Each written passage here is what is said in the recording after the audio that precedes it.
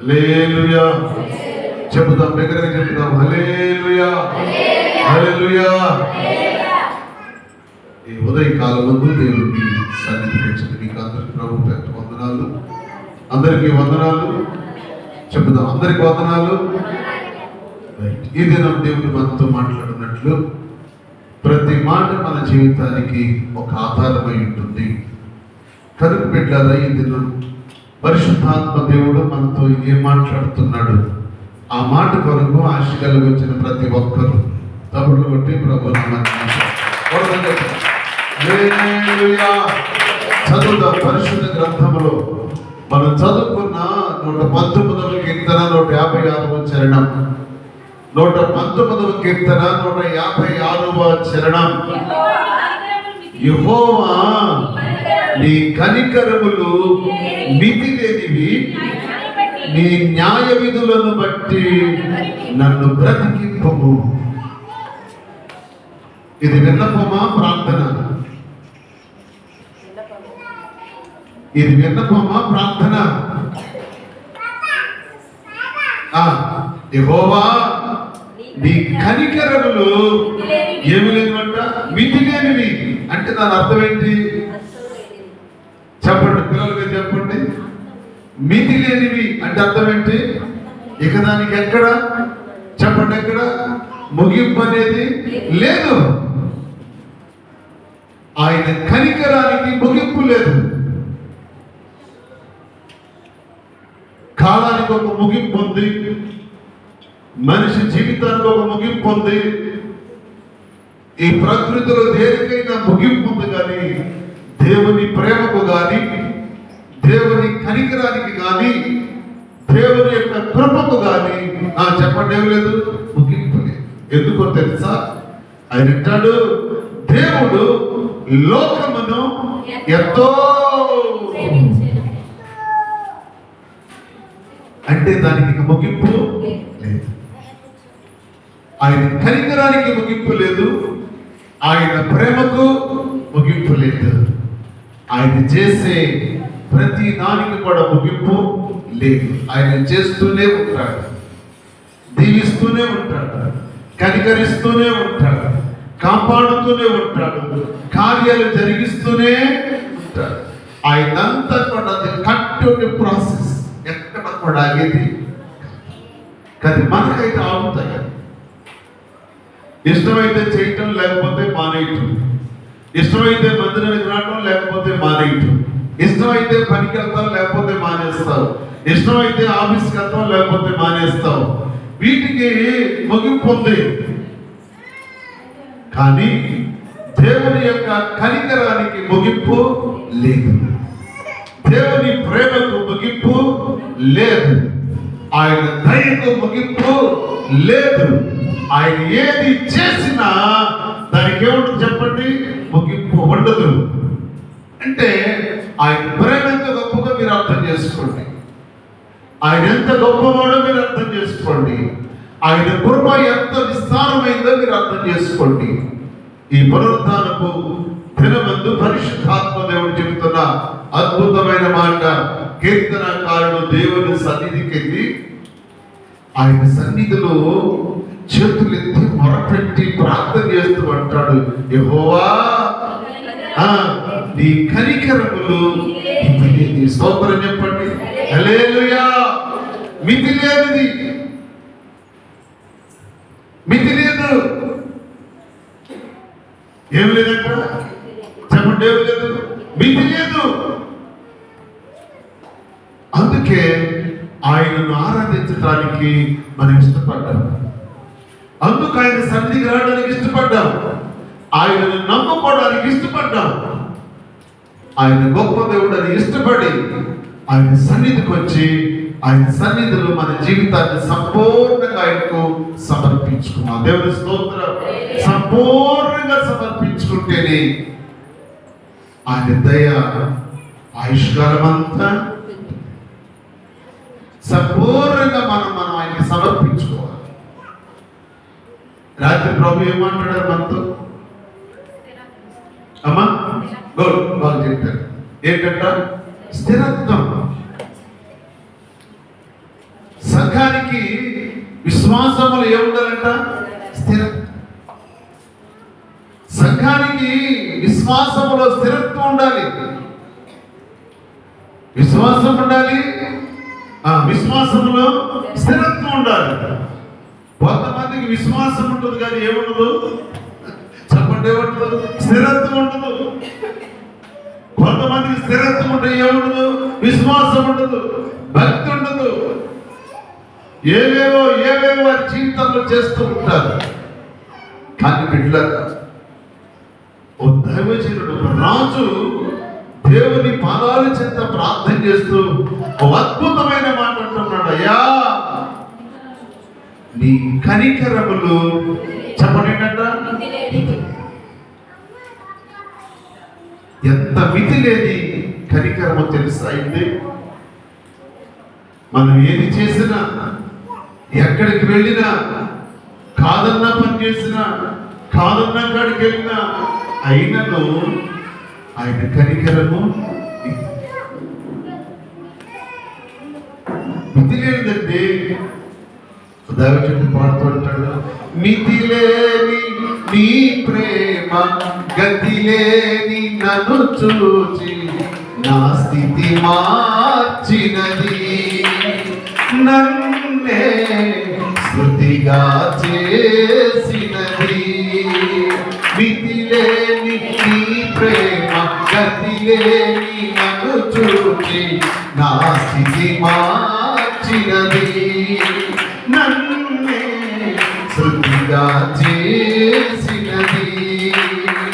కనులకు కరుణను వసగితివే, కనులకు కరుణను వసగితివే యేసయ్యా, నీ ప్రేమెంతో బలమైనది. యేసయ్యా, నీ కృపయంతో విలువైనది. యేసయ్యా, నీ ప్రేమెంతో బలమైనది.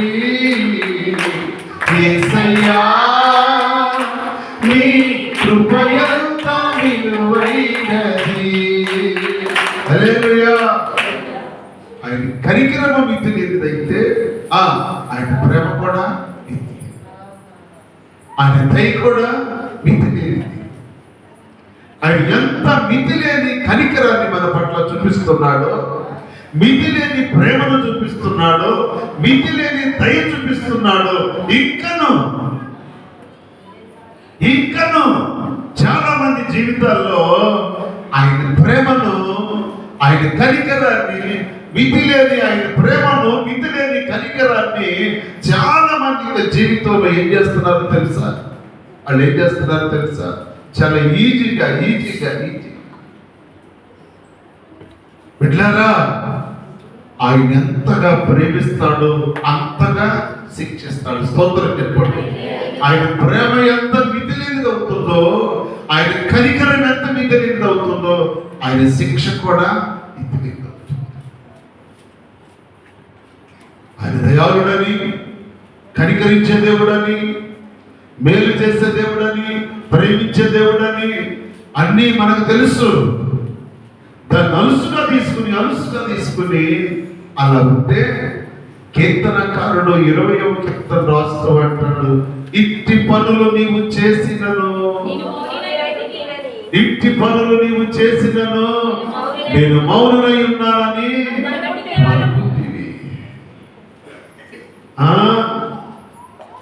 ఇంకా నేను మౌనంగా ఉన్నానని నీ ఇష్టానుసారంగా ప్రవర్తిస్తున్నావా? నీ విచ్చలవిడిగా బ్రతుకుతున్నావా? ఆదివారం కూడా నువ్వు చాలా, నీ దృష్టిలో ఆదివారం కూడా విలువ లేనిదిగా ఉంటుందా? జాగ్రత్త. 6 దినాలు నీ పట్ల, నా పట్ల ఆయన మితి లేని కనికరాన్ని చూపించి,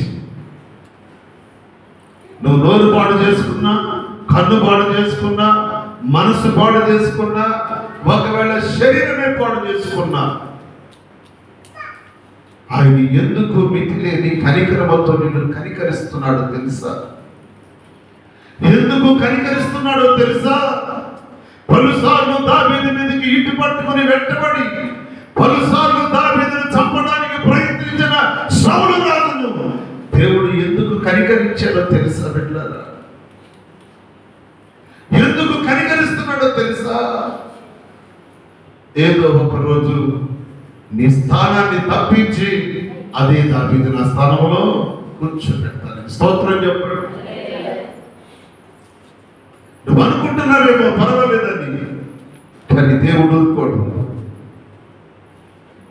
తరుముతున్నవాడు తరమబడుతున్నవాడు బాధ ఏంటో తరిమేవాడికి తెలియదు.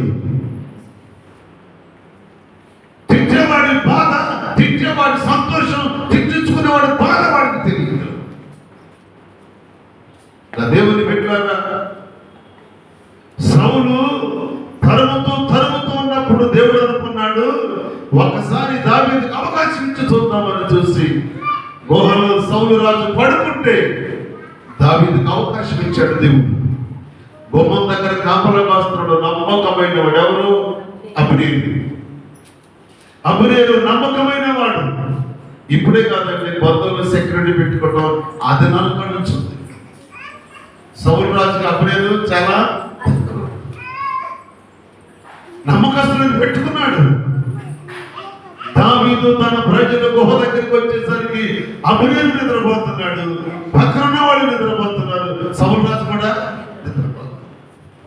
వీళ్ళందరికీ గాఢ నిద్రాత్మ పంపించింది ఎవరు? చెప్పండి ఎవరు? దేవుడే. స్తోత్రం చెప్పండి. హల్లెలూయా. దావీదు మెల్లగా గుహలోనికి వెళ్ళి చూస్తే ఈటి పక్కన నిలబెట్టుంది, నీళ్ళ తిత్తి పక్కన ఉంది. పిల్లగా ఈట తీసుకున్నాడు, నీళ్ళ తిత్తి తీసుకున్నాడు, బయలుదేరి వచ్చాడు. ఎత్తైన స్థలం నిలబడి, అబ్నేరు నువ్వు ఒక మగాడు పెట్టరా అన్నాడు. అబ్నేరు నువ్వు అంత మగాడు వేరా? నిన్ను నమ్ముకుని పడుకున్న రాజుకు నమ్మకంగా కాపలా కాయలేని వాడు నువ్వు. Waste hero. గడగడ వణికిపోయి లేచి చూస్తున్నాడు అబ్నేరు.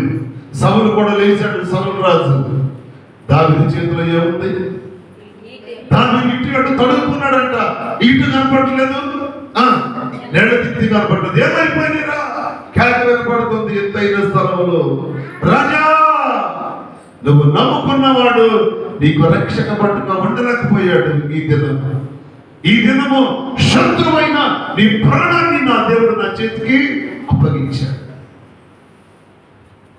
సౌలు అంటాడు, నాయనా,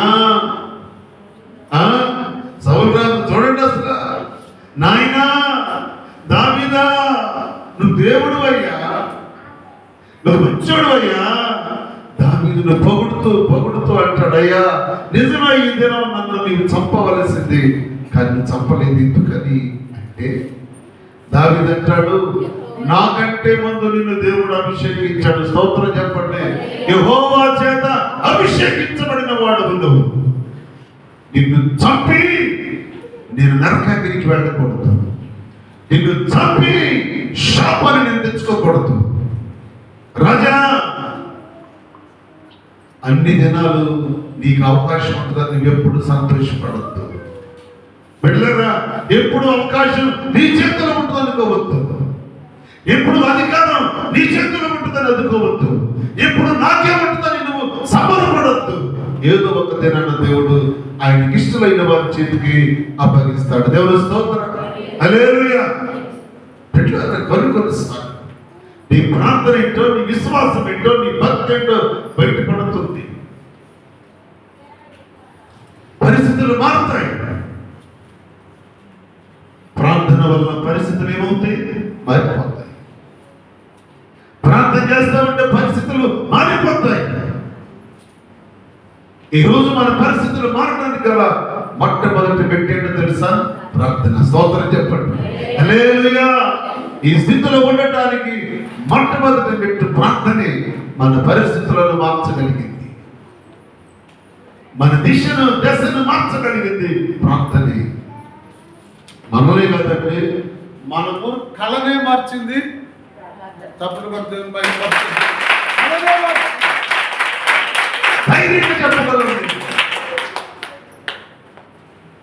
పంతం రోడ్లు వర్షం పడితే పరిస్థితులు బాగుండే. ఇంకా దేవుని బిడ్డలారా, ఇక్కడ పునాది వేసి ప్రార్థన చేయటం ప్రారంభించాము. దేవుడు ఆయన పిల్లలను ఎన్నుకున్నాడు ఈ గ్రామానికి సర్పంచ్గా. ఆ బిడ్డల ద్వారా ఈ రోడ్లన్నీ వేయించాడు. స్తోత్రం చెప్పండి. 20 సంవత్సరాలు విలువలేని భూములు విలువించాడు దేవుడు. 10,000కి 12,000కి 20,000కి అమ్ముకున్న భూములు ఈ రోజున లక్షల రూపాయలు పలుకుతున్నాయి. దేవుడు మార్చలేదా? దేవుడు ఆశీర్వదించలేదా? నా దేవుని బిడ్డలారా, ప్రార్థన బలిపీఠం ఇక్కడ ఏర్పడిన నాటి నుండి నేటి వరకు 25 సంవత్సరాలలో ఎన్ని పరిస్థితులు దేవుడు మార్చాడో ఒకసారి మన కళ్ళతో మనం చూడొచ్చు.